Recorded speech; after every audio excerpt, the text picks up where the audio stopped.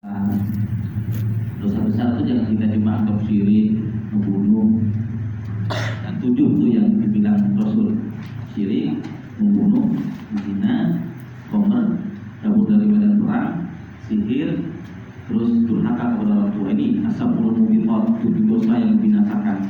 Dosa besar nggak cuma itu, ada yang lain, misalnya apalagi mencuri, kemudian hal yang dosa besar ya. Rasul sering bilang, syafaati di akhir kabair min ummati. Syafaatku akan aku berikan kepada orang-orang yang dari umatku yang dulunya pernah berbuat dosa besar. Ini bukan berarti kita, ya udah, saya coba deh dosa besar ini. Enggak gitu. Maksud Rasul, kalau misalnya ada dari umat beliau yang benar-benar apa ya, mau dibilang nggak sengaja, mati sengaja ya. Maksudnya benar-benar apa ya, nggak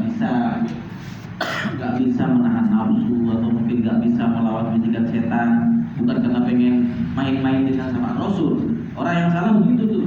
Rasul bilang syafaatnya akan diberikan kepada yang berbuat dosa besar. Udah, nggak apa-apa, saya berdosa besar, nanti saya minta syafaat sama Rasul. Kalau nggak dikasih gimana? Atau kalau misalnya dia matinya dalam keadaan non muslim gimana? Nggak ada harapan syafaat. Tapi intinya maksudnya apa? Rasulullah SAW itu masih benar-benar masih memperhatikan umatnya, sebesar apapun dosanya, seburuk apapun amal perbuatannya. Jadi kembali kepada tadi, hari Arafah itu Allah Subhanahu Wa Taala akan berfirman kepada para malaikat, lihatlah itu hamba-hambaku yang sedang berwudu di Arafah, saksikanlah, bersaksilah bahwa aku sudah mengampuni semua dosa mereka. Makanya kata Sayyid Muhammad bin Abi Al-Maliki, termasuk dosa yang paling besar adalah ketika ada orang yang lagi wukuf di Arafah di hari 9 Dzulhijjah, di hari Arafah, dia sedang wukuf di padang Arafah, terus dia dalam hatinya masih ada prasangka, saya sepertinya masih ada dosa yang tidak diampuni sama Allah. Itu dosa besar. Sudah di padang Arafah, di hari Arafah, masih berprasangka Allah masih belum mengampuni sedikit dosanya, dosa besar itu. Makanya orang yang sudah melaksanakan ibadah itu ya udah yakin aja kepada Allah Subhanahu Wa Taala. Barangkali ya yakin semuanya itu tanpa terkecuali. Meskipun dia di padang Arafah tidur, para ulama sah, hukumnya sah, meskipun dia tidur dari pagi sampai malam tidur, tapi di Arafah, di kawasan Arafah, bangun-bangun udah diajak orangnya kita ke Musdalifah, tetap dia dapat ampunan. Cuma mungkin nggak dapat fadilah berdoa di sana. Kenapa? Karena berdoa di padang Arafah itu termasuk salah satu ibadah yang istimewa, berdoa di padang Arafah.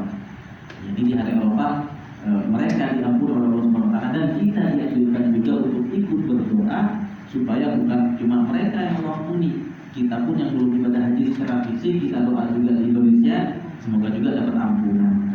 Makanya ya gak ada salahnya kalau misalnya besok masing-masing dari kalian misalnya habis asar doa sendiri-sendiri, gak ada masalah. Doa terutama doa ampunan, itu aja yang paling utama. Doa ampunan untuk dosa yang sudah berlalu dan yang akan datang, itu yang paling inti. Sendiri-sendiri aja gak apa-apa. Luangkan waktu 5 menit, 10 menit habis sholat asar misalnya. Kurangi waktu olahraganya 5-10 menit. Ya siapa tahu, dan insya Allah kita yakin Allah kabulkan kan gitu. Kemudian kata Rasulullah SAW, hari Arafah itu adalah hari di mana setan itu terlihat paling kurus. Dulu kalau di hari Arafah, setan itu kelihatan kurus banget, kurus kecil, krempeng, terus kayak mengkerut. Gak usah lihat siapa-siapa. Kata Rasul begitu, setan tidak pernah terlihat lebih kurus dan lebih buruk daripada hari Arafah. Sahabat bertanya, kenapa ya Rasulullah? Karena setan itu setahun penuh dia berusaha untuk menyesatkan umat Nabi Muhammad, setahun penuh dia berusaha untuk menggoda manusia berbuat maksiat, berbuat dosa besar, dosa kecil dan segala macam, berbuat zalim dan seterusnya. Udah berhasil dia dalam setahun menyesatkan umat Nabi Muhammad, tapi dengan mudahnya di hari Arafah Allah ampuni. Sedih banget setan itu. Ya, sudah setahun saya goda dia, sudah selama setahun dari Arafah kemarin sampai sekarang, sampai hari ini dia udah berbuat ini, berbuat itu, dosa ini, dosa itu, tapi kok dengan mudah Allah ampuni di hari ini. Sedih banget dia. Makanya kita berupaya bikin setan sekurus-kurusnya, bikin setan sesedih-sedihnya. Jangan sampai udah di hari Arafah kita malah sibuk berbuat dosa, kita malah sibuk cari masalah, bikin maksiat lagi. Setan terus dibikin gemuk lagi sama kita, jangan. Jadi intinya di akhir Arafah kita jaga diri, berbanyak doa kepada Allah Subhanahu wa taala. Yang kita udahlah ambil Arafah Indonesia dan Arab sekalian. Dua-duanya besok sama hari Minggu. Berbanyak doa di hari besok dan hari Minggu. Karena ya kita ingin juga membahagiakan hati Nabi Muhammad SAW. Dan